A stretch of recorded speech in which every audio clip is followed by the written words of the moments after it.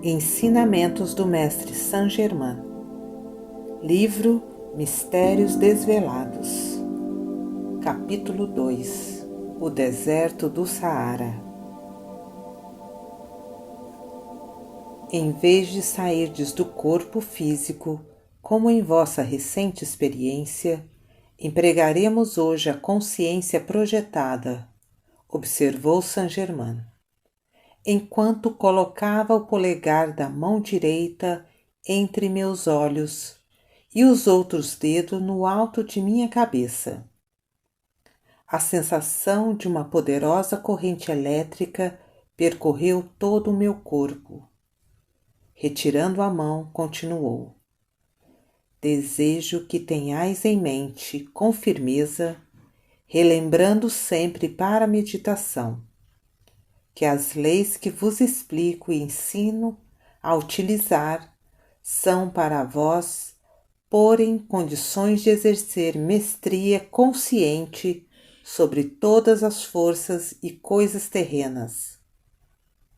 Isto significa que, sejam quais forem as vossas experiências, estareis sempre, em todos os momentos, de posse plena e consciente de vossa mente e de vosso corpo, sendo-vos possível empregar vossa livre vontade a todo o tempo.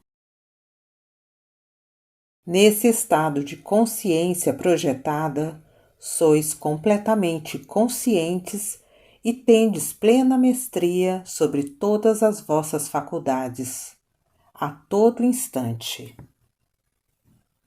Não há nada de comum entre qualquer dessas instruções e seu uso, e os estados de transe ou condição hipnótica, porque tanto no transe como no hipnotismo, a vontade consciente do indivíduo não funciona, o que constitui prática das mais perigosas e desastrosas para aquele que a permite em sua mente e em seu corpo.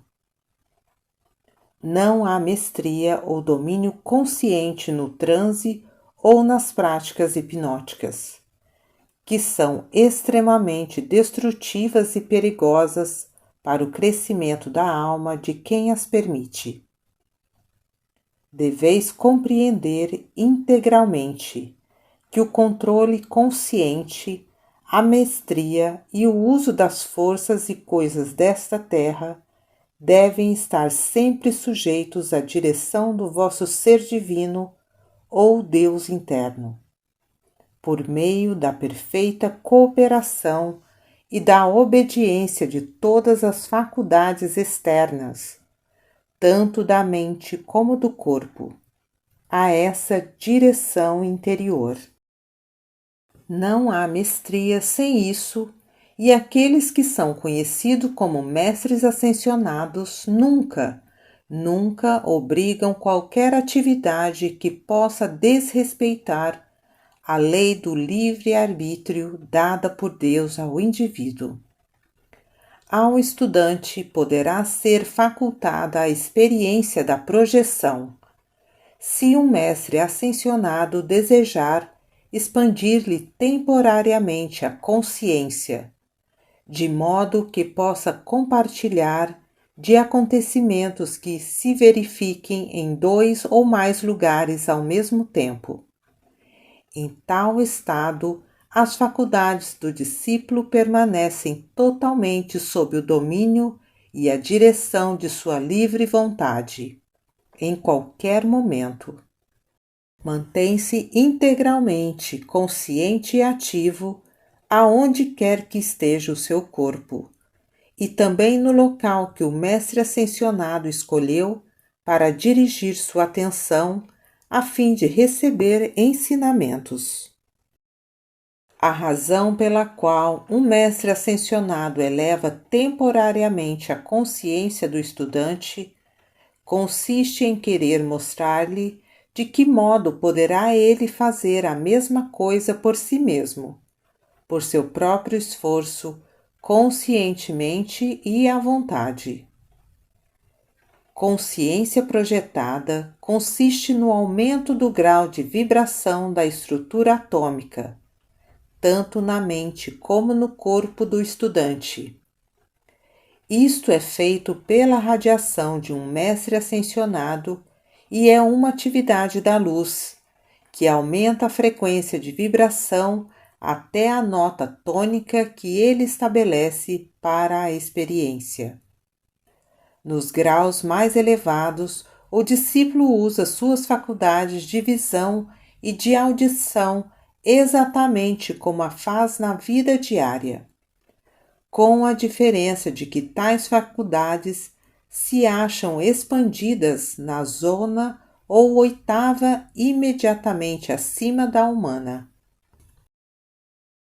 Tal uso de nossos sentidos é o mesmo que experimentamos a cada momento no estado de vigília, porque podemos tornar-nos conscientes, exatamente no mesmo instante, do que está perto ou do que está longe de nós. A expansão ou a contração da nossa consciência é inteiramente dependente daquilo que o indivíduo deseja. Isso está sempre sujeito ao livre-arbítrio e à direção consciente do estudante. Pode alguém, por sua própria escolha, tornar-se consciente de uma certa árvore de seu jardim ou do jardim inteiro. Este alguém emprega a mesma faculdade de visão para ver um e outro, exatamente do mesmo modo. Quando deseja ver todo o jardim, faz com que seus olhos ampliem sua atividade, até perceber tudo o que deseja. A expansão maior abrange a menor, de modo que deveis ter consciência do pleno controle de todas as vossas faculdades em ambos os lugares ao mesmo tempo. A atividade que tem lugar é realmente uma ampliação do campo de força no qual atua a vista. O emprego de vossa faculdade de visão, nessa projeção ou expansão da consciência, é realizado pelo aumento de frequência vibratória no nervo óptico. O processo inteiro corresponde ao que sucede quando se emprega um binóculo. Na vida cotidiana, a consciência humana foi acostumada a usar suas faculdades dentro de certas zonas ou campos de força, e a prova disso é que podeis ouvir a voz de uma pessoa que está fisicamente presente no aposento em que estiverdes, e o som da campainha do telefone em qualquer outra parte da casa, precisamente no mesmo instante. Todas as faculdades da atividade externa são elásticas. Podem ser empregadas quer como microscópio, quer como telescópio, dependendo inteiramente do desejo e da vontade do indivíduo. Se alguém pode ter consciência do som no aposento em que estiver seu corpo físico e perceber, ao mesmo tempo, um som que se verifique 2 ou 3 aposentos mais longe, exatamente pelo mesmo processo, numa expansão ainda mais acentuada dessa faculdade, poderá ouvir a uma distância maior. Para conseguir isso, deverá aumentar a frequência das vibrações até alcançar a zona mais distante. Quando contemplais essa grande atividade divina interior, não vedes como perfeita e rapidamente os sentidos externos mergulham no íntimo e o que eram 2 tornam-se 1? Essa atividade da consciência pode ser aplicada a todos os outros sentidos, aos da visão como da audição. Tal processo de aumento das vibrações é natural, normal e harmônico. Tão simples como a sintonização dos nossos rádios com qualquer onda desejada. As ondas hertzianas, bem como as da visão e da audição, são partes da mesma atividade. O som contém cor e a cor contém som. Nas experiências da vida diária, os seres humanos podem ouvir cor e ver som, desde que mantenham suficientemente aquietado sua mente e suas emoções. Dentro de certas oitavas ou zonas, a vibração se registra nos nervos dos olhos e o resultado é aquilo a que chamamos visão. Outras se registram nos nervos dos ouvidos e o resultado é o que chamamos audição. Os olhos de uma pessoa comum veem apenas os objetos cuja frequência vibratória cai dentro dessas determinadas oitavas. Isto porque não consegue ver abaixo da raia ou zona infravermelha, ou acima da ultravioleta. Pela radiação de um mestre ascensionado, a estrutura atômica do cérebro e dos olhos vibram com velocidade bastante para se expandir na oitava imediatamente acima da humana. Essa mesma atividade pode ser expandida muitas oitavas além, quer pela irradiação do mestre, quer por determinação do ser divino interno do indivíduo. Muitas pessoas passam, na verdade, por tais experiências involuntariamente, mas raramente compreendem o que significam ou como ocorrem. Quando indivíduos têm momentos de consciência transcendente ou se sentem altamente inspirados, é isso que lhes sucede, embora raras vezes reconheçam a assistência que lhes tem sido dada. A consciência projetada ou visão projetada nada tem a ver, absolutamente, com os quadros mentais produzidos por sugestões que só existem nas mentes de outros seres humanos. Tais pensamentos e quadros são apenas relampejados diretamente para dentro da mente de alguma pessoa, por outra que emite a sugestão. É o mesmo que acontece quando se faz refletir a imagem do sol no espelho, desviando-a em seguida sobre a parede. A sugestão é tão diferente da consciência projetada como pensar no lugar e estar fisicamente nesse lugar. A projeção é vívida, animada, real como quando o vosso corpo físico realiza uma experiência, porque é a ação do vosso próprio Deus interno com quem o Mestre Ascensionado é um, o Supremo. Saint-Germain e eu nos tornamos então observadores e atores de uma cena do passado distante. Novamente, eu me sentia exteriormente consciente de compartilhar de acontecimentos que me eram mostrados em pensamento, sensação e ação. O processo inteiro era tão natural e normal como respirar, e a única sensação estranha que eu experimentava era o sentimento de maior liberdade e uma impressão de domínio. Ficamos ambos imóveis por alguns momentos, enquanto ele reanimava os anais etéricos e minha instrução começou.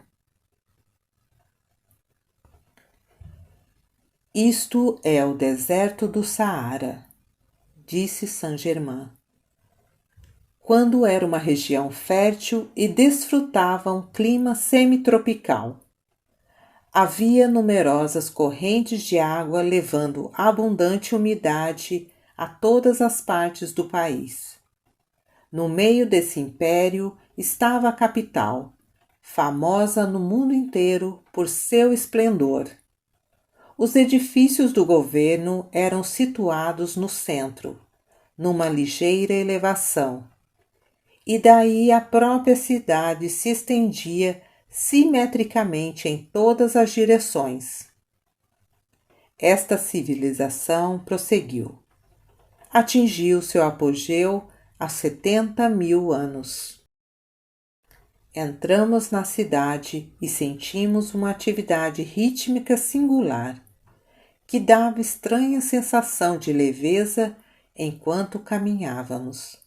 O povo movia-se com grande graça e agilidade.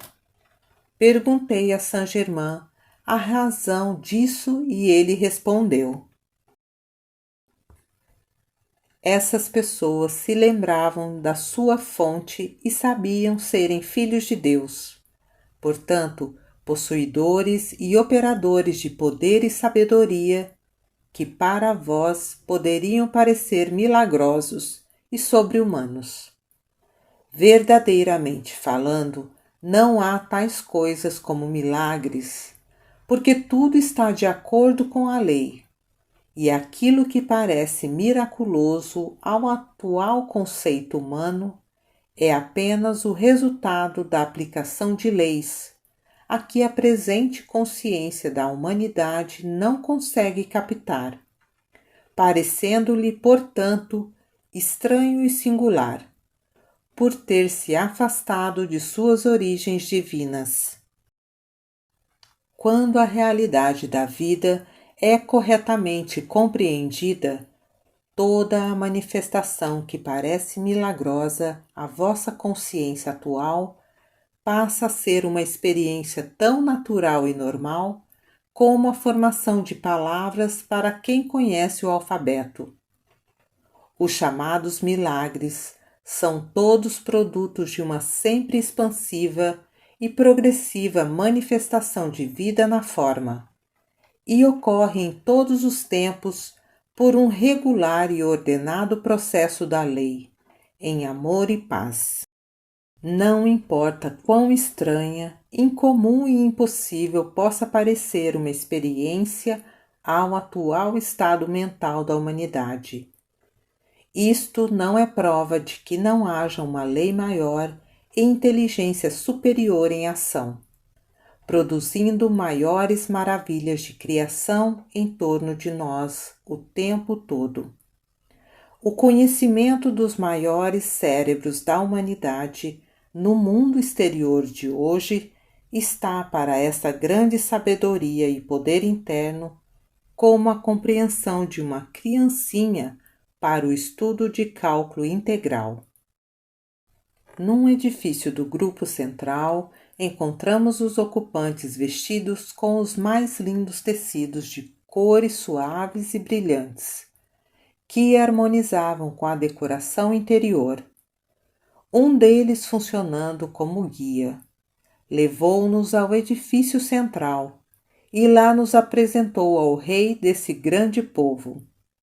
O rei demonstrou-se ser Saint-Germain. Via-se ao lado dele uma linda jovem. Seus cabelos, como os fios de ouro, caíam quase até o chão e tinham olhos de penetrante azul violeta.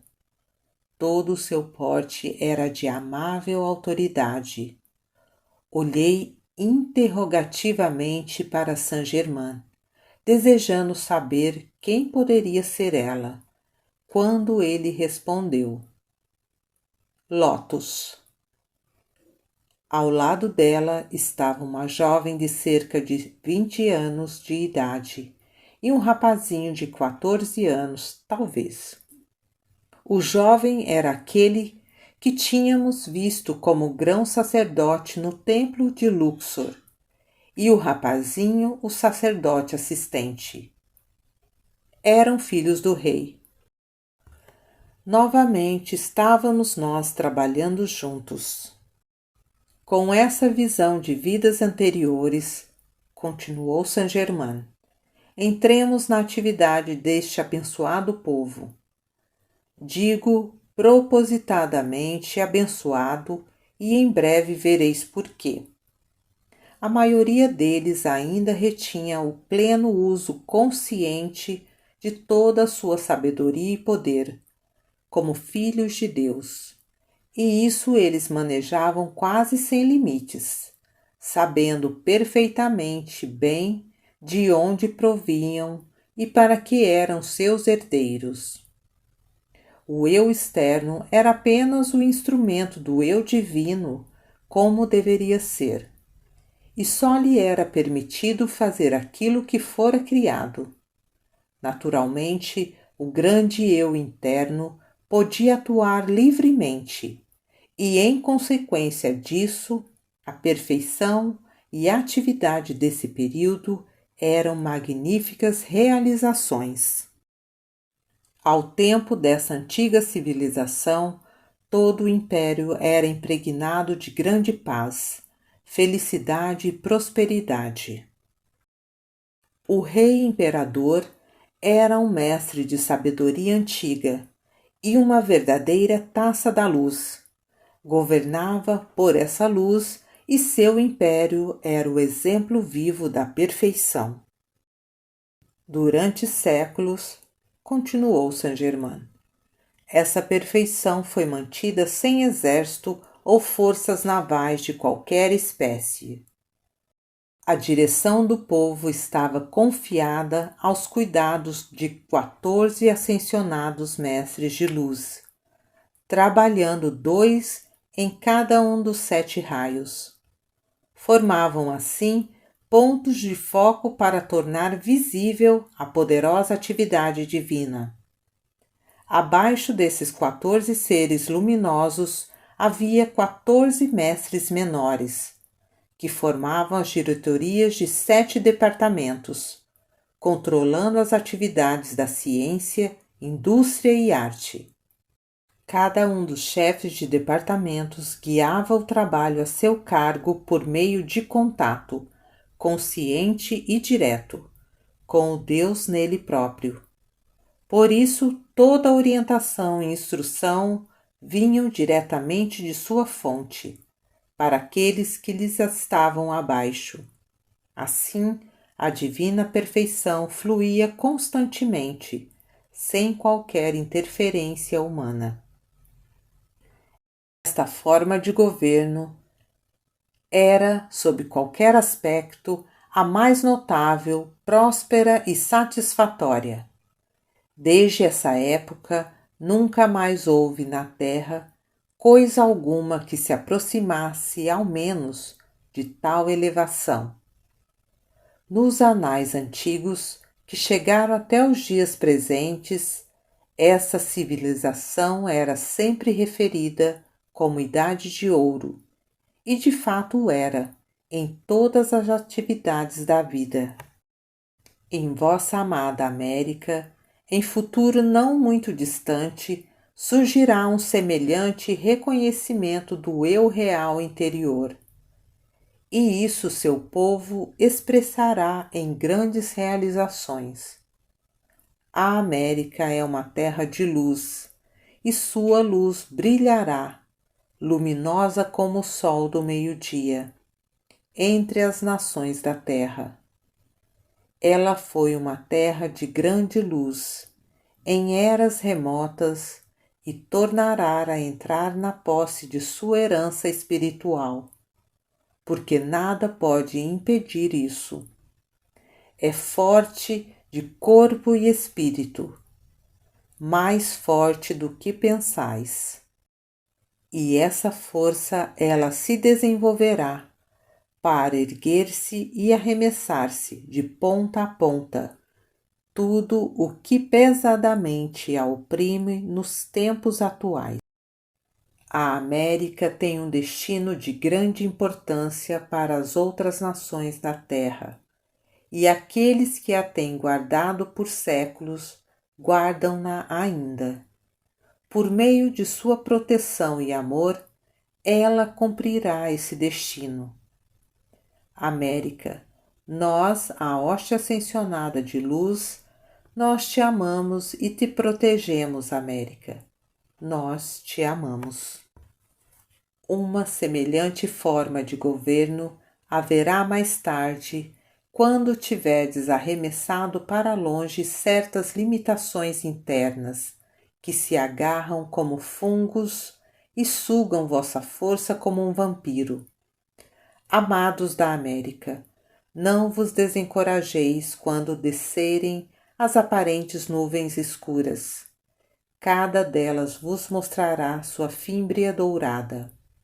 Por trás da nuvem que parece ameaçar está a luz de puro cristal de Deus e seus mensageiros, os ascensionados mestres de amor e perfeição, velando pela América, pelo governo e seu povo. Repito, América, nós te amamos. Uma por uma estão surgindo grandes almas despertas que se tornarão claramente conscientes de seu próprio divino poder, inerente poder de Deus, e essas serão colocadas em todas as posições oficiais do governo. Serão mais interessadas no bem-estar da América do que mesmo nas suas ambições pessoais e riquezas particulares. Então, uma outra idade de ouro reinará na terra e será mantida por um éon. Éon, a maior subdivisão do tempo, seguindo-se de era e período.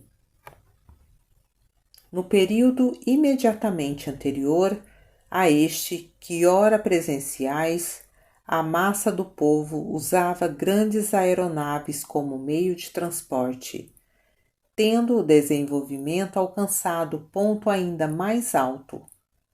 Pouca necessidade tinham de tais veículos, exceto nos distritos mais afastados.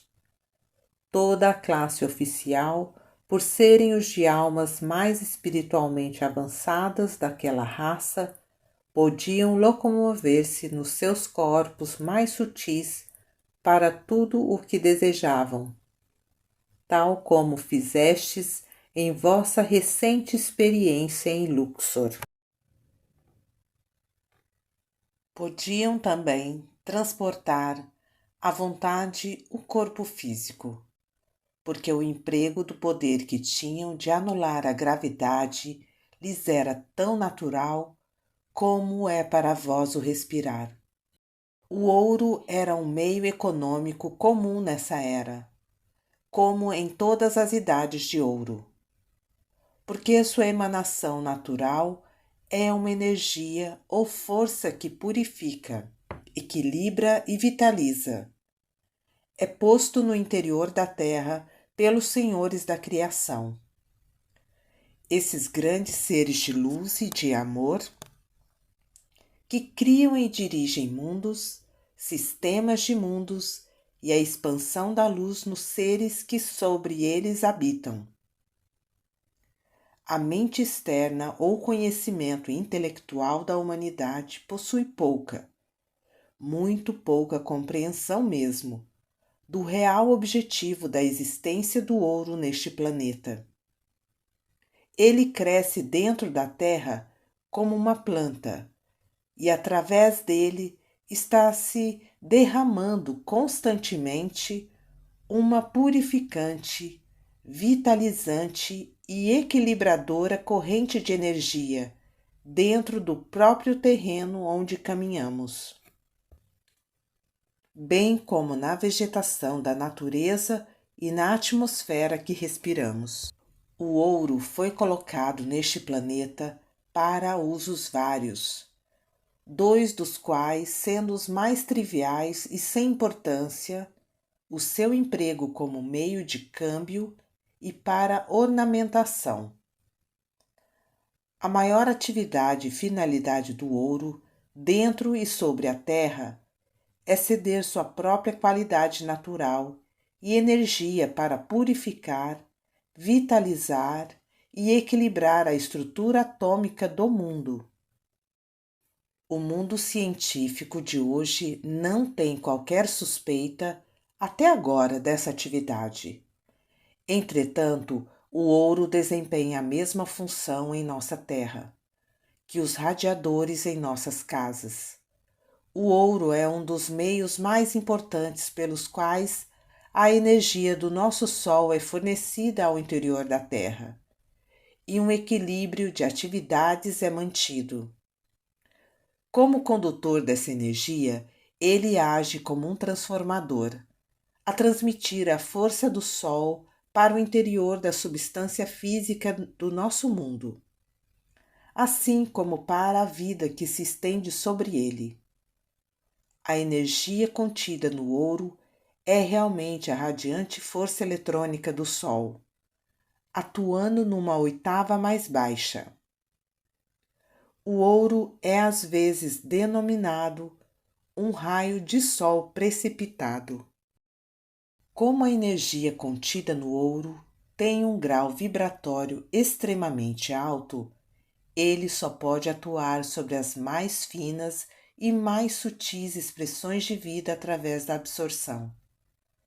Em todas as idades de ouro, este metal entra em uso pelo povo em profusão e generalizado. E sempre que isto sucede, o desenvolvimento espiritual de tal povo alcança um estado muito alto. Nessas idades, nunca o ouro é armazenado às escondidas. Ao contrário, é largamente distribuído para o uso das massas que, absorvendo sua energia purificante, são elevadas a uma perfeição maior. Tal é o correto emprego do ouro, e quando esta lei é conscientemente compreendida e obedecida, o indivíduo pode atrair a si qualquer quantidade que deseje pelo uso desta lei. Por causa dos depósitos de ouro em todas as cadeias de montanhas, encontra-se saúde e vigor na vida nas montanhas, como não se pode encontrar em nenhum outro da superfície da Terra. Ninguém jamais ouviu falar de efeitos nocivos sobre aqueles que manejam constantemente ouro puro. Enquanto no seu estado de pureza é mole e desgasta-se facilmente. Ainda esta mesma propriedade preenche a finalidade de que acabei de falar. Os indivíduos mais adiantados desses povos produziam muito ouro por precipitação direta do universo. As cúpulas de muitos edifícios eram cobertas com lâminas de ouro e os interiores decorados com joias brilhantes, de desenhos curiosos e maravilhosos. Essas joias eram também precipitadas diretamente da única substância eterna. Como em todas as épocas passadas, havia uma parte do povo que se tornou mais interessada nos prazeres temporários dos sentidos do que no grandioso plano da criação, do poderoso Deus interior. Isso fez com que tais elementos perdessem consciência do poder divino no país, até que esse poder só permaneceu ativo em poucos lugares além da capital. A capital era chamada Cidade do Sol. Aqueles governantes acharam que deveriam retirar-se e deixar o povo aprender, através de dura experiência, que toda a felicidade e todo o bem vem da adoração da divina presença interior, e que esse povo deveria voltar para a luz para ser feliz.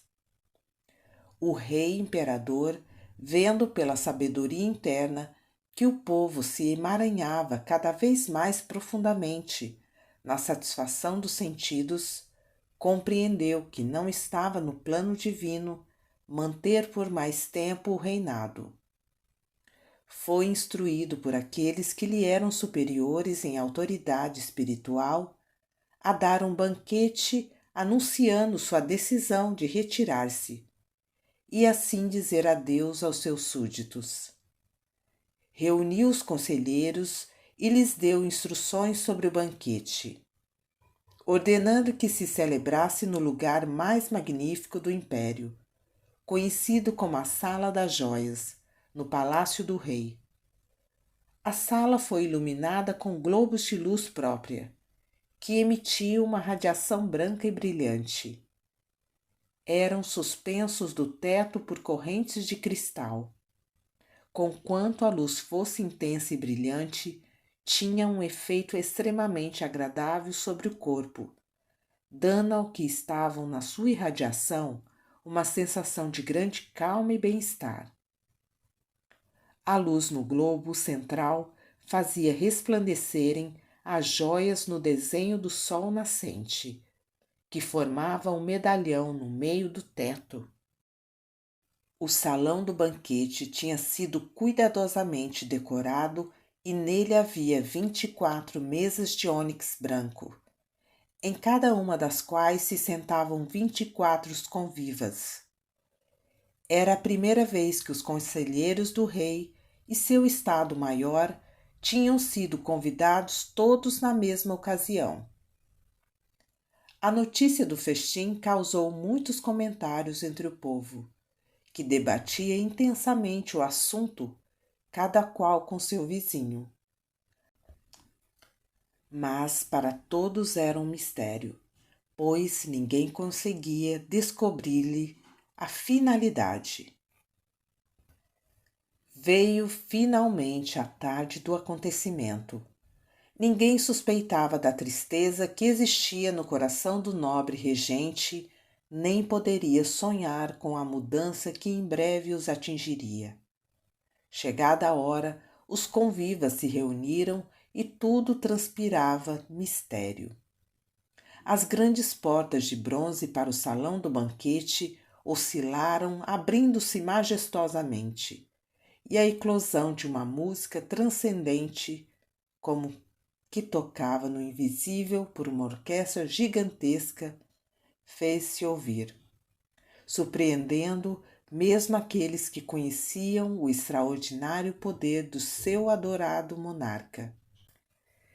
Ele era considerado quase como um deus pelo povo. Tão grande era o amor e a admiração que tinham pela sua sabedoria e pela assistência que a todos constantemente prodigalizava. Quando cessou a música triunfal, o rei entrou acompanhado de seus filhos. A jovem era uma visão de formosura. Trajava vestido de suave tecido de ouro, diferente de qualquer fazenda do nosso mundo moderno. Parecia estar coberta de diamantes, pois a cada movimento de seu corpo cintilavam pontos de luz. Os louros cabelos caíam-lhe sobre os ombros.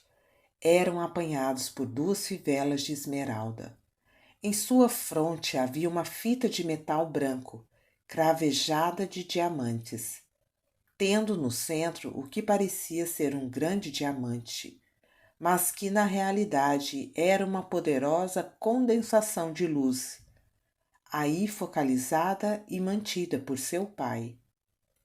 O rei era o único em todo o império encarregado do uso de tão transcendente poder. A família real nunca tinha usado essas joias de luz em suas relações com o mundo exterior até essa noite.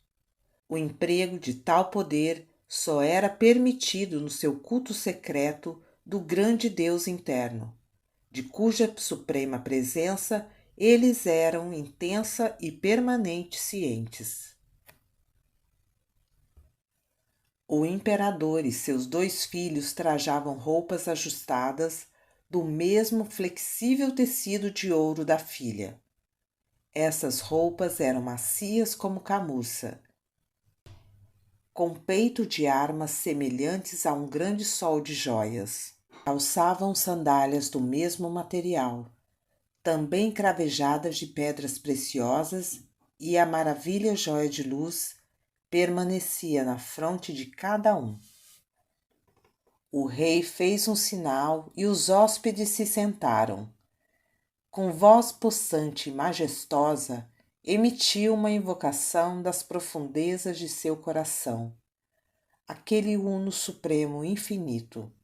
Ó, tu, poderosa fonte onipresente, tu que governas o universo, a chama em cada coração humano, nós te rendemos amor, louvor e gratidão por tua própria vida, luz e amor em todas as coisas. Nós te adoramos e só em ti confiamos a presença em todas as coisas, visíveis e invisíveis, evoluídas e não evoluídas.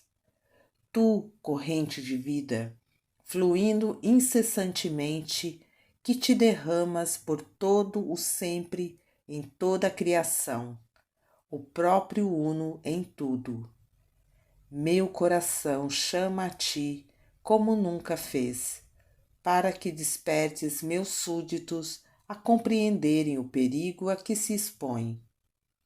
Porque ultimamente cresce entre todos a indiferença a ti, como se fora um sopro venenoso que produzisse o sono da alma, lançando diante deles um véu que impede a visão de tua brilhante presença. Se eles devem sofrer a experiência que queima e consome as escórias e as nuvens do eu exterior, ajuda-os então e por fim cria-os em tua eterna perfeição. Eu te conjuro, ó tu, Criador do Universo, ó tu, Supremo Deus onipresente. O rei sentou-se e todos aguardaram em silenciosa expectativa. Em poucos momentos, o prato para cada indivíduo apareceu diante deles. Uns após outros eram servidos como por mãos invisíveis, chegando o alimento em maravilhosos cristais e recipientes incrustados de joias. Desaparecia logo que todos acabavam de servir-se e era seguido imediatamente por outras iguarias. Finalmente, terminou o mais primoroso banquete que o Império jamais conheceu, até a sua extinção. Tudo voltara ao silêncio, como em opressora expectativa, antecipando algum acontecimento extraordinário. O rei levantou-se e permaneceu alguns momentos esperando calmamente. Súbito, uma taça de cristal apareceu na mão direita de cada um dos convivas. Elas se encheram com uma condensação de pura essência eletrônica e todos aqueles que dela beberam, sem levar em conta as longínquas idades por onde suas correntes de vida se estendiam, ou a variedade de suas experiências, nunca poderiam esquecer completamente o eu divino interior. Esta proteção da alma foi concedida a todos os convidados ao banquete como uma recompensa por sua fé e lealdade ao Deus neles mesmos, ao rei e ao império. Os conselheiros e todos os presentes tinham servido sincera e continuamente para o bem do império, tendo-lhe sido dada por esse serviço proteção anímica através dos séculos. Cada um levantou o cálice e bebeu em homenagem ao Deus em si mesmo, a sua própria chama do mais alto ser vivente. O desenrolar do banquete foi difundido para todo o império através de um rádio semelhante ao que usamos hoje. Não era maior que um prato, mas era bastante potente para captar o que estava acontecendo em qualquer ponto da superfície da Terra. Depois da saudação ao eu divino em cada um, ficaram todos em absoluto silêncio, a própria atmosfera parecendo estar completamente imóvel. Dentro de poucos momentos, uma presença maravilhosa lentamente tornou-se visível diante do rei. Essa presença era um mestre cósmico, vindo do grande silêncio. Um murmúrio de medo e de surpresa passou pelos convivas mediante essa aparição, como se reconhecessem com assombro um daqueles de quem tinham ouvido falar durante muitos séculos, mas cuja presença visível ninguém ainda tinha visto. Erguendo a mão direita, assim se dirigiu aos presentes e a todos os habitantes do império. Ó filhos da terra, eu vos trago uma advertência de séria importância, numa ocasião de crise excepcional. Erguei-vos acima da armadilha dos sentidos, que vos está engolfando. Despertai de vossa letargia, antes que seja tarde demais. Vosso rei, meu irmão de luz, deve retirar-se e deixar-vos entregues à experiência que escolhestes, e que lentamente está vos seduzindo na direção de suas várias ciladas. Vós mesmos vos entregastes à ignorância e às emoções descontroladas do eu exterior. Pouca atenção e ainda menos adoração à vossa fonte, o Supremo, o Poderoso, o Radiante, o Majestoso, a causa infinita de tudo o que existe, o Criador e mantenedor de todos os mundos. Vós não exprimis gratidão à grande presença gloriosa, o Senhor do amor, pela própria vida mediante a qual existis. Ó, por que não sois gratos nem ao menos pelas bênçãos que a natureza tão prodigamente derrama, pela abundância que vos vem através desta linda terra, e de vosso próprio governante sábio e altruísta? Vós agradeceis uns aos outros os favores, coisas do sentido e da forma, que são tão efêmeras que passam de pessoa a pessoa e se acabam. Mas por quê? Oh, por que esqueceis a fonte de toda a vida, de todo o amor, de toda a inteligência, de todo o poder? Povo, ó povo, onde está vossa gratidão à vida pelo amor, pela magnificência da experiência que usufruís a cada momento, a cada hora, todos os dias, ano após ano? Dizeis ser vosso tudo isso, mas tudo sempre pertenceu, pertence e pertencerá à grande e única fonte de vida, luz, amor e todo o bem.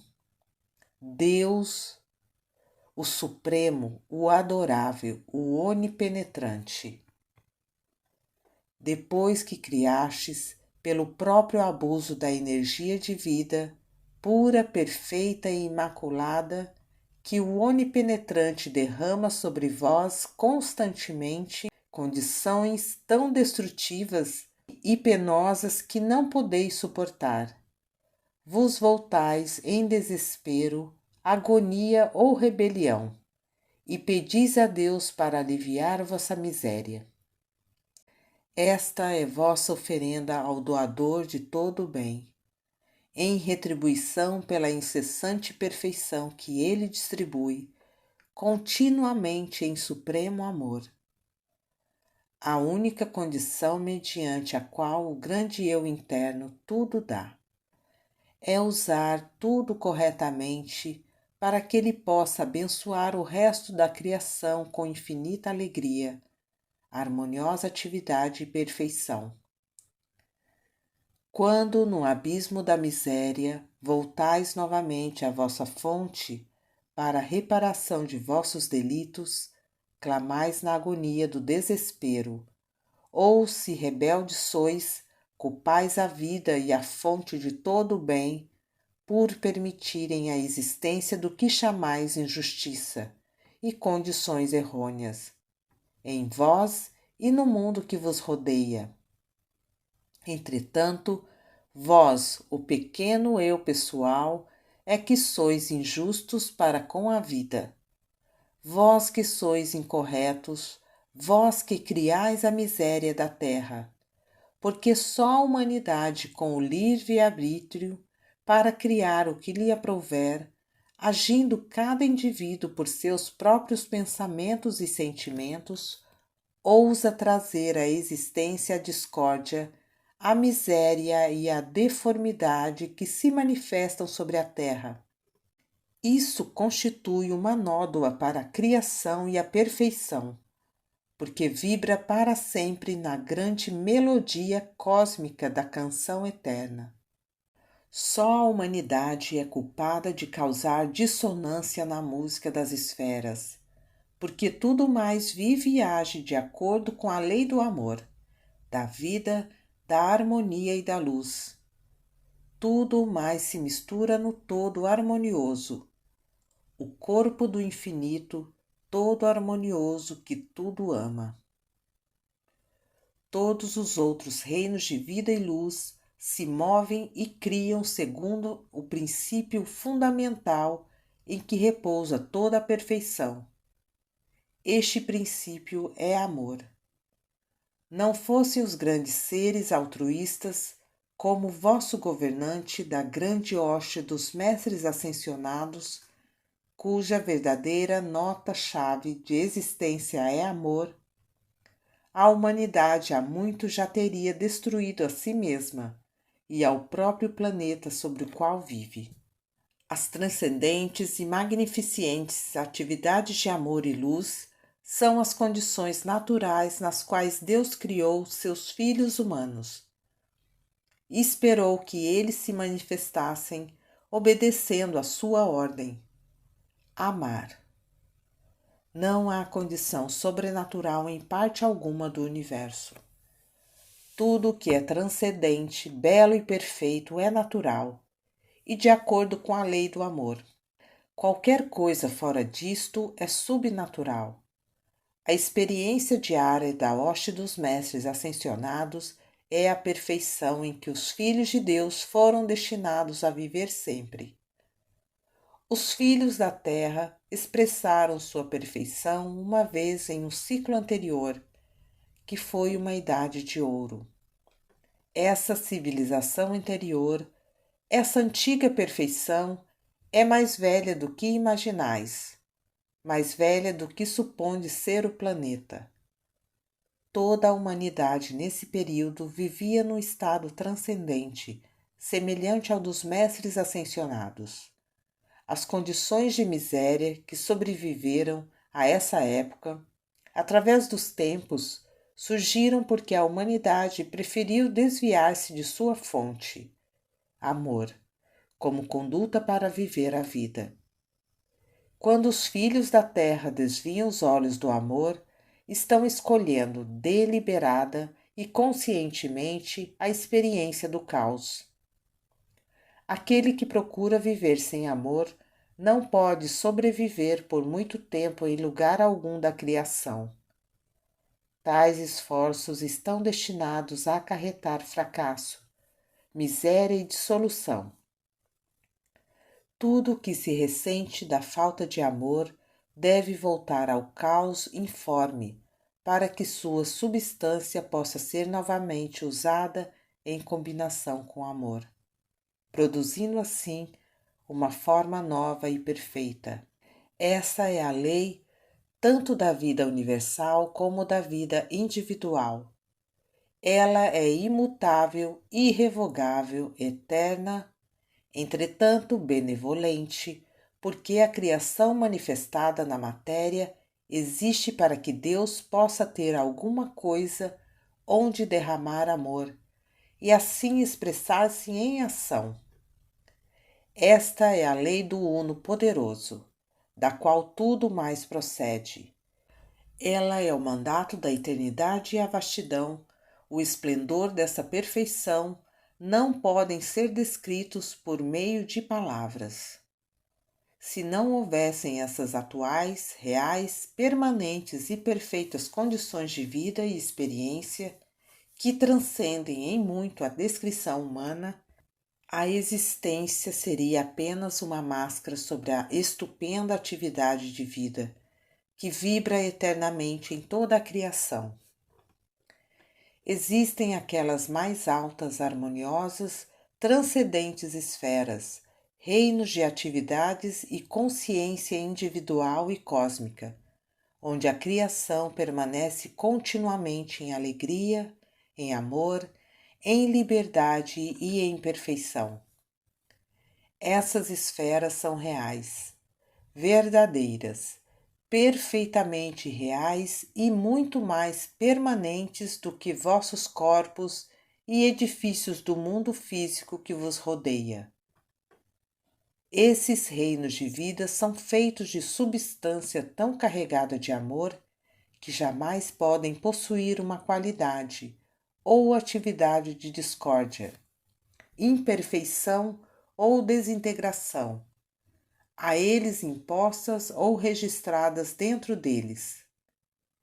Como são baseadas no amor, a perfeição de tal manifestação é mantida eternamente, sempre ativa, sempre expansível, abençoando, sempre com alegria tudo o que existe.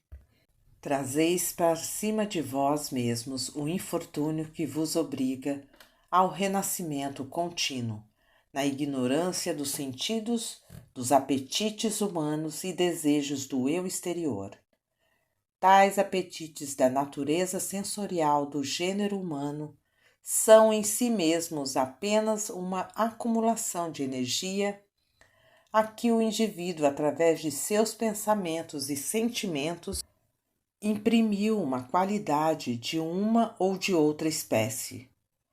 Essa energia mal qualificada atinge um momento, ponto de saturação da energia acumulada, tanto positiva como negativamente qualificada, através da expressão humana e se transforma em hábito. O hábito é tão somente energia especificamente qualificada e focalizada por um tempo, num certo objetivo. Os apetites dos sentidos das vidas precedentes tornam-se as forças propulsoras e hábitos nas vidas subsequentes, mantendo-vos escravizados, presos à roda do carro da discórdia, das privações e da necessidade, fazendo-vos rodopiar no labirinto de problemas humanos e experimentos de vossa própria criação, obrigando-vos a apreender e obedecer à lei do amor, à lei do uno. Vossos desatinos vos conduzem sem parar até que estejais dispostos a compreender a vida e a obedecer sua lei do uno, amor.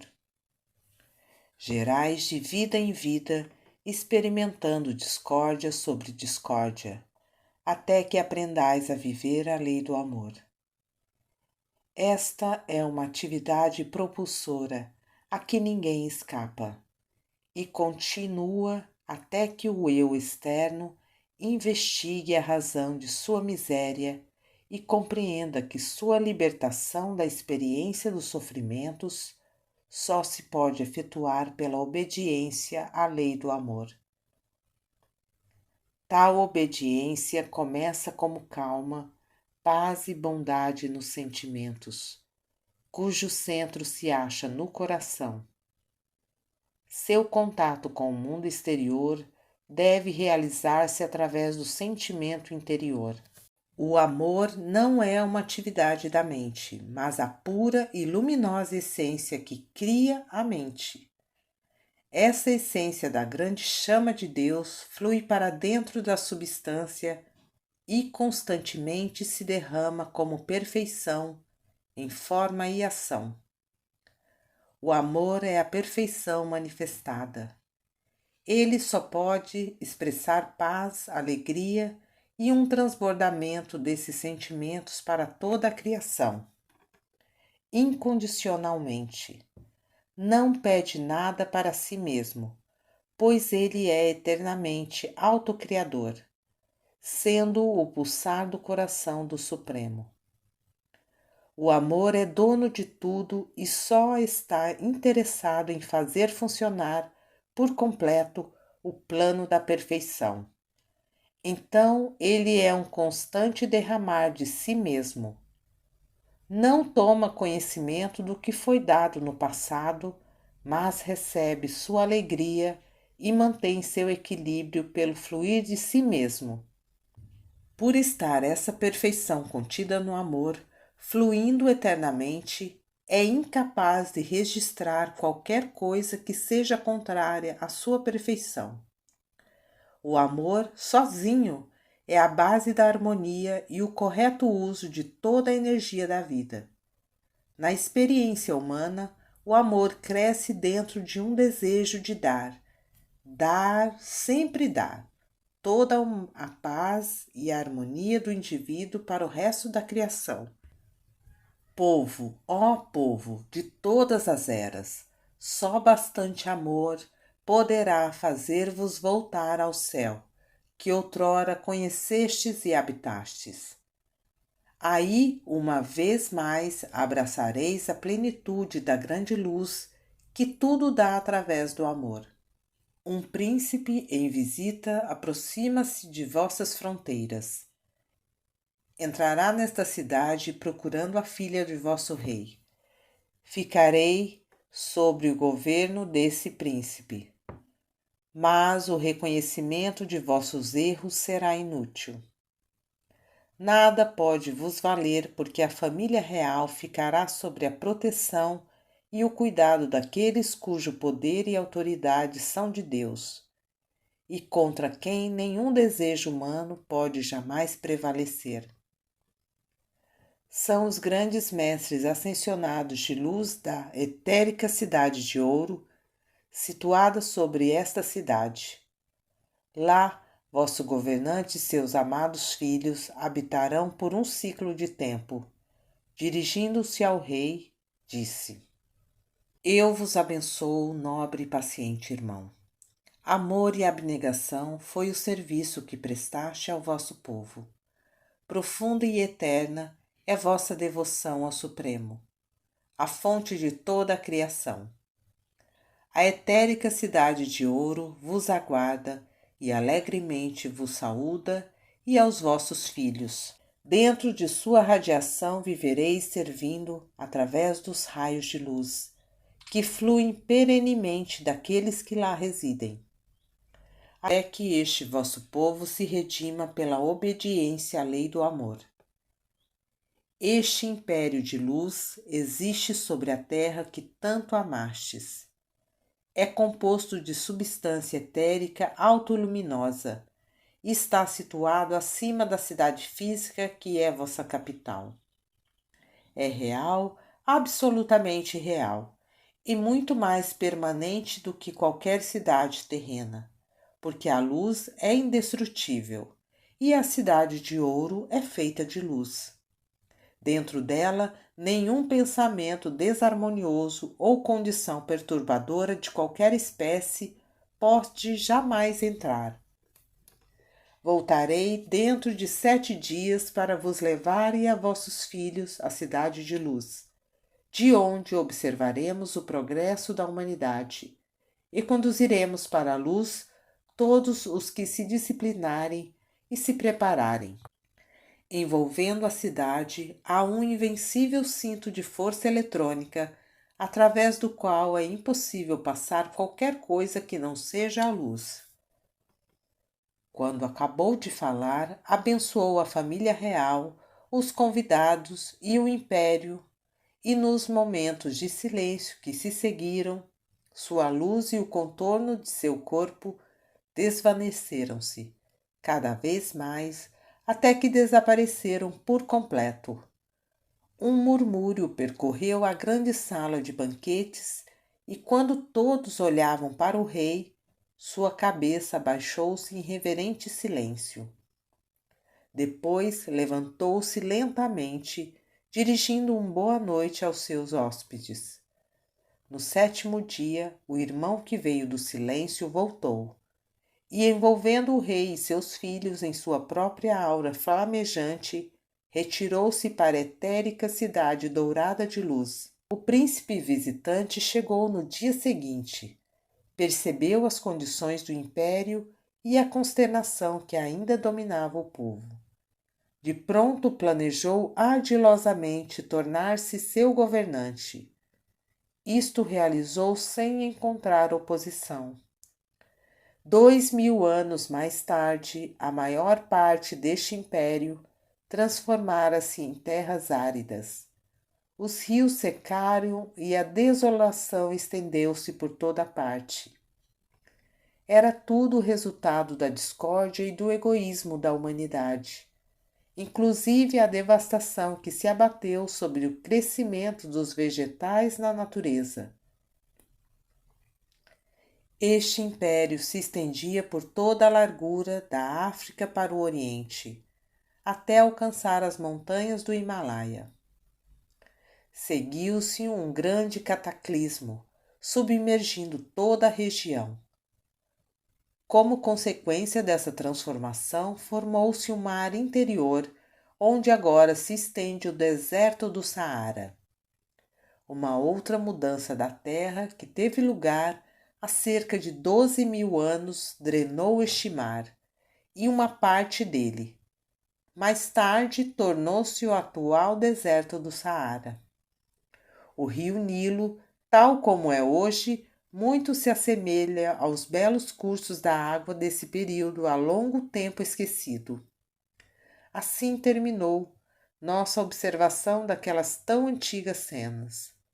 Eu mal podia acreditar nos meus próprios sentidos. Tão espantado estava com o modo pelo qual as experiências do passado eram reavivadas. As imagens projetadas nas 3 dimensões e a atividade do povo retratada nessa época longínqua. Compreendendo como eu estava surpreso e desacostumado de tais atividades, Saint-Germain prometeu levar-me ao arquivo material desse período e de seu povo, e dar-me a prova física de que não se tratava de uma visão conjurada por ele. Lançando um olhar pelas proximidades do tronco onde estávamos sentados, vimos perto a pantera que dormia profundamente.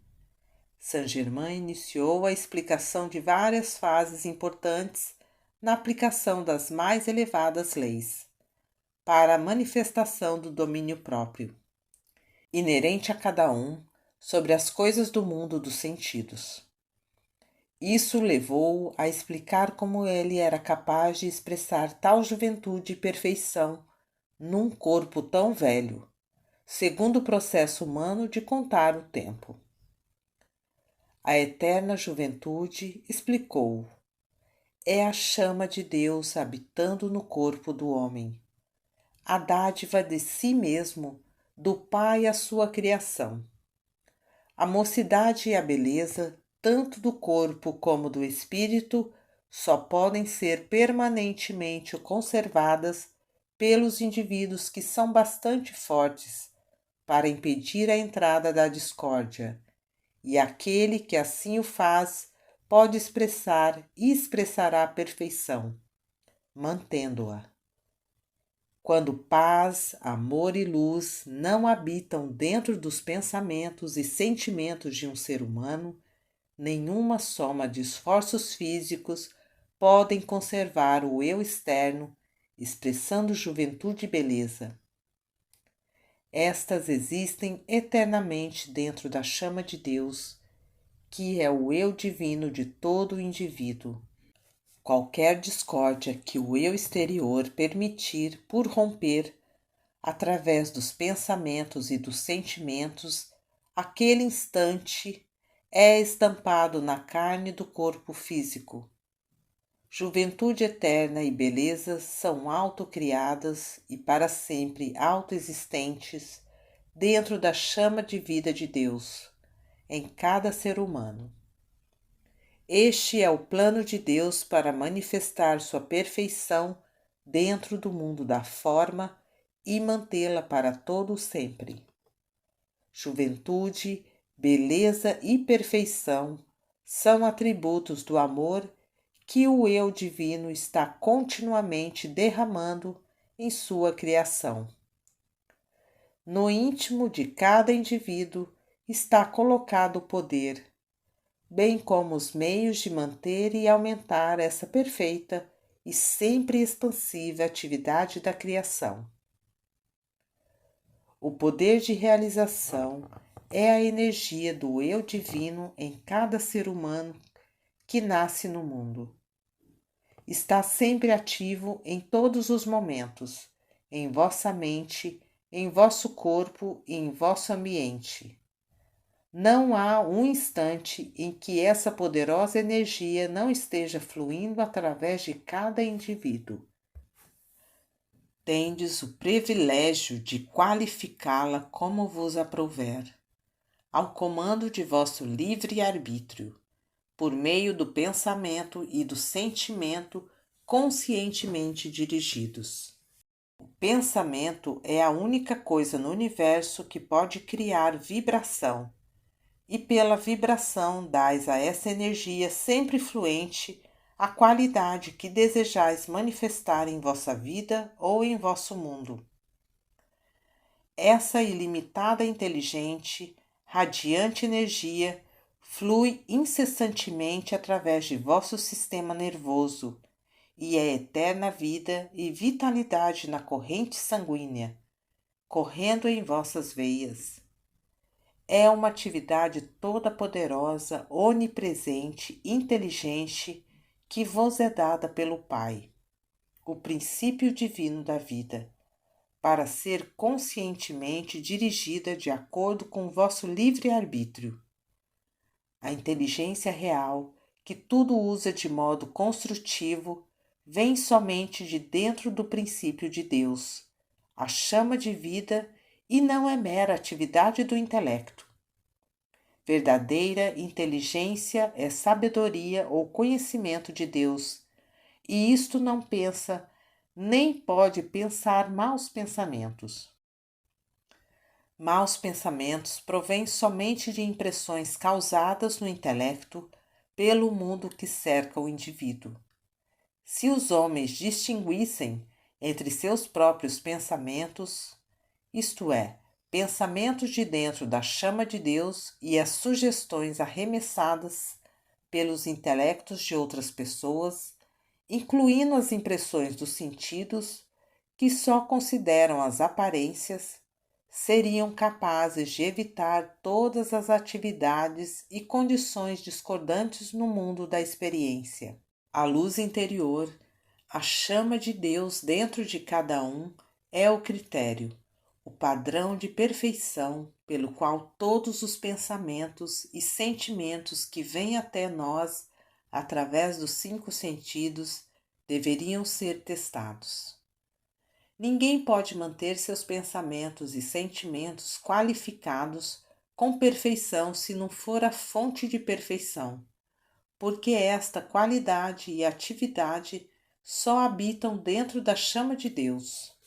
Esta é a necessidade que tem o indivíduo de meditar sobre a luz de Deus dentro de si mesmo e com ela se manter em comunhão.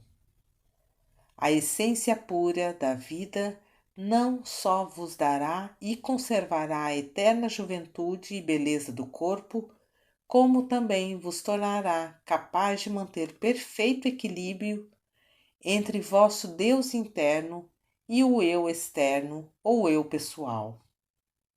De fato, essa pura energia de vida é o poder que o eu externo usa para manter conexão com sua fonte divina, o Deus interior.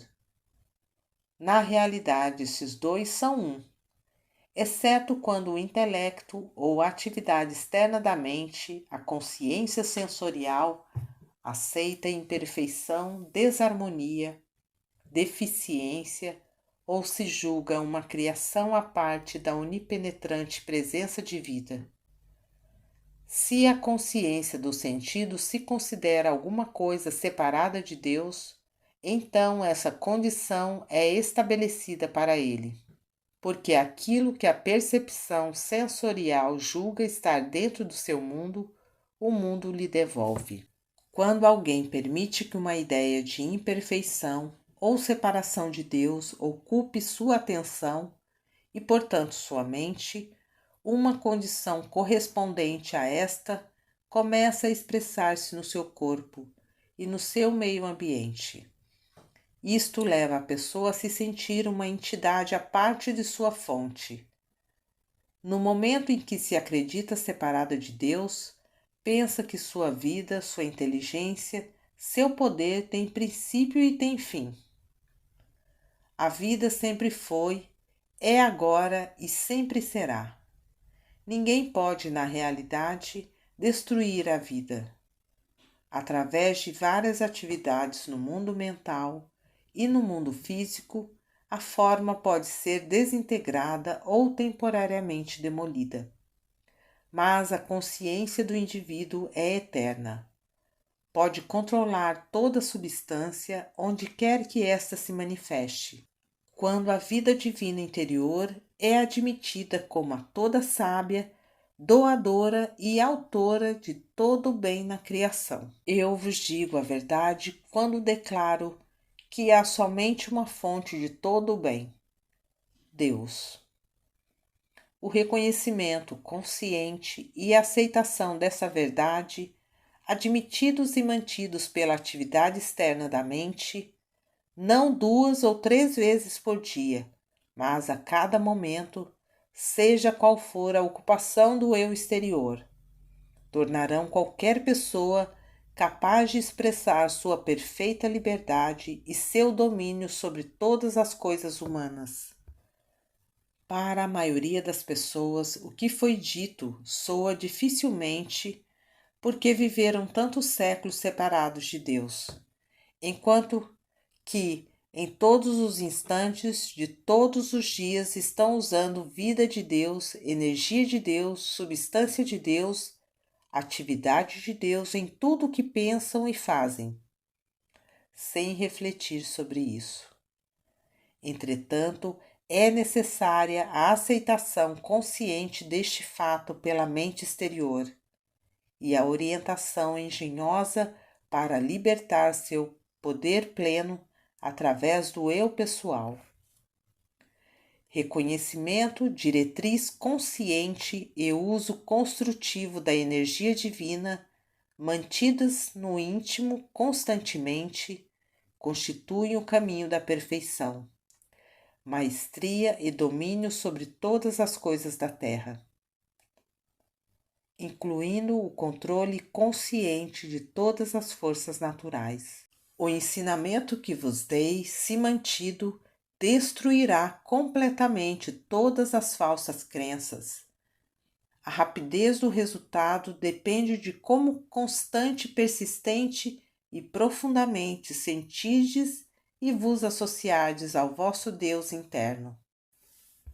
Ao atingir a mestria, o controle consciente de toda a força e o manejo da substância dependem, primeiro, do reconhecimento de vosso ser divino individual. Segundo, da perfeita calma de sentimentos a despeito de qualquer circunstância. Terceiro, deve-se estar acima de toda tentação de fazer mau uso do poder. A quietação de todas as emoções sob o comando da vontade consciente é imperativa e é uma exigência incondicional ao adepto que queira alcançar o domínio. Isto não significa de modo algum uma repressão da discórdia dentro de nós mesmos, mas sim uma quietação e harmonização dos sentimentos, sejam quais forem as circunstâncias em que se achem a mente e o corpo do estudante. Tal controle não é coisa fácil para a humanidade no mundo ocidental, porque o temperamento da maior parte dos povos no Ocidente é sensitivo, emocional e impulsivo. Esta característica é energia de tremendo poder. Deve ser controlada, mantida em reserva e deliberada somente através de uma orientação consciente, para a realização de algo construtivo, até que a perda de energia seja reprimida e completamente governada. O indivíduo não pode e nunca poderá fazer progresso permanente. O estudante frequentemente pergunta-se se alcança um nível de aperfeiçoamento enquanto ainda no caminho da realização, quando se eleva acima do uso da afirmação. Se o indivíduo emprega sinceramente a afirmação, estabelece uma aceitação plena da verdade do que quer que seja que afirme, pois o seu uso é somente para focalizar a atenção da mente externa tão constantemente sobre a verdade, que ele aceita na íntegra em seus sentimentos. E sentimento é o próprio Deus energia liberado que manifesta a verdade afirmada. O emprego contínuo da afirmação leva o indivíduo a um ponto em que ele tem uma tão profunda percepção da verdade naquilo que afirma, que perde a consciência dela como afirmação. O desejo correto é a mais profunda forma de oração. Então, pelo uso da afirmação, o estudante eleva seu eu externo à plena aceitação de sua verdade e gera o sentimento pelo qual o converte na coisa manifestada. Nessa profunda aceitação vem a manifestação, porque pela concentração a palavra falada começa a produzir atividade instantânea. Minha gratidão para com Saint-Germain, por tudo quanto eu recebera. Era profunda demais para ser expressada em palavras. Ele lia meus pensamentos e sentimentos como num livro, e assim permanecemos ambos sentados por alguns momentos, silenciosos em perfeita sintonização. Ele me despertou do sonho para contemplar as magníficas cores do céu ocidental, a beleza grandiosa do entardecer com as magníficas nuances rosa-dourada do crepúsculo. Desejei permanecer na montanha durante toda a noite e voltar a casa pela manhã, deleitando-me com o nascer do sol. Assim que senti esse desejo, estendeu-se a meus pés um belo saco forrado, de dormir ao relento. Era diferente de tudo que eu tinha visto até então. Abaixei-me para examinar o estranho tecido de que era feito, e, para espanto meu, verifiquei ser brilhante e quente. Olhei para cima e Saint-Germain estendeu-me, sorridente, uma taça de cristal cheia de um líquido dourado, de consistência semelhante à do mel. Obediente ao seu mais leve desejo, bebi-o, e instantaneamente um calor radiante percorreu-me o corpo. Quando acabei, a taça desapareceu de minha mão. Oh, por que não pude eu reter essa formosa criação? Perguntei surpreso. Paciência, meu filho, respondeu Saint-Germain. Não estão sendo plenamente satisfeitos um por um vossos desejos? Vosso saco de dormir permanecerá aqui até o raiar do dia, e vossa amiga, a pantera, guardar-vos-á durante a noite. Fez uma ligeira reverência e, com um sorriso que era a graça personificada, seu corpo tornou-se gradualmente indistinto e desapareceu por completo. Deitei-me no belo saco e logo adormeci profundamente. Quando os róseos matizes tocavam o oriente, acordei e meu primeiro pensamento foi em relação ao saco, que tanto me agradara. A este pensamento ele se desvaneceu, retornando à substância universal de onde viera. A pantera veio até mim e juntos voltamos para casa. Depois de termos percorrido uma certa distância, o som de vozes humanas nos feriu os ouvidos. O animal farejou o ar, parou de súbito diretamente em minha frente e olhou-me. Inclinei-me e, dando-lhe umas pancadinhas, disse: Agora podes ir. Ela saltou para a zona da floresta espessa, na montanha, à direita da trilha. Continuei meu caminho sem mais incidentes e finalmente cheguei ao meu alojamento no começo da tarde. Num estado de espírito difícil de descrever por palavras. Eu precisava pensar, meditar, considerar e ajustar-me a um conjunto de ideias inteiramente novo.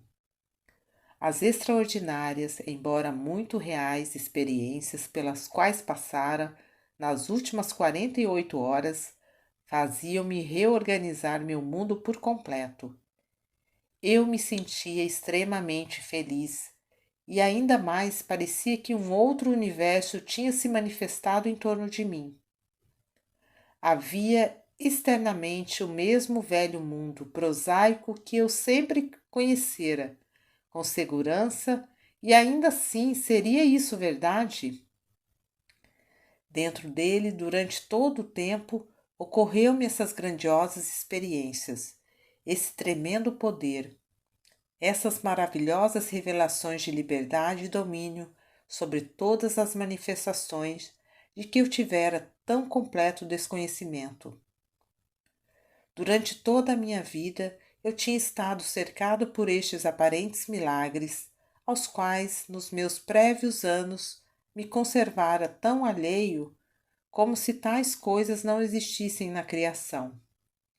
Pensei muito, mais profundamente do que em qualquer outra coisa em que eu houvesse meditado antes, em toda a minha existência. Quando chegou a hora do jantar, mas eu não tinha fome. Contudo, para começar a refeição da tarde, pedi um copo de leite. Foi-me servido e alguns momentos depois, quando o provei, imaginei meu espanto ao verificar que o leite se transformara no mesmo líquido cremoso que Saint-Germain me dera pela primeira vez. Acabei a refeição, voltei para casa e estava preparando o meu banho para me recolher, quando subitamente o sinal elétrico que me era familiar fez-me estremecer da cabeça aos pés. Automaticamente estendi a mão e em poucos segundos uma pequena pastilha de substância semelhante ao cristal formou-se na palma da mão. De qualquer modo, percebi que isto deveria ser posto em meu banho. E mal deixei cair na água, começou a borbulhar e a brilhar, como se tivesse vida. Entrei na banheira e uma sensação de alfinetadas fez vibrar cada célula do meu corpo.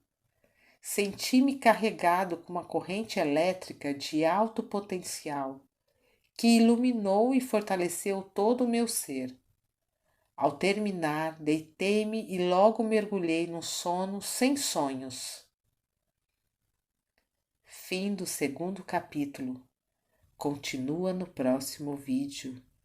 Gratidão.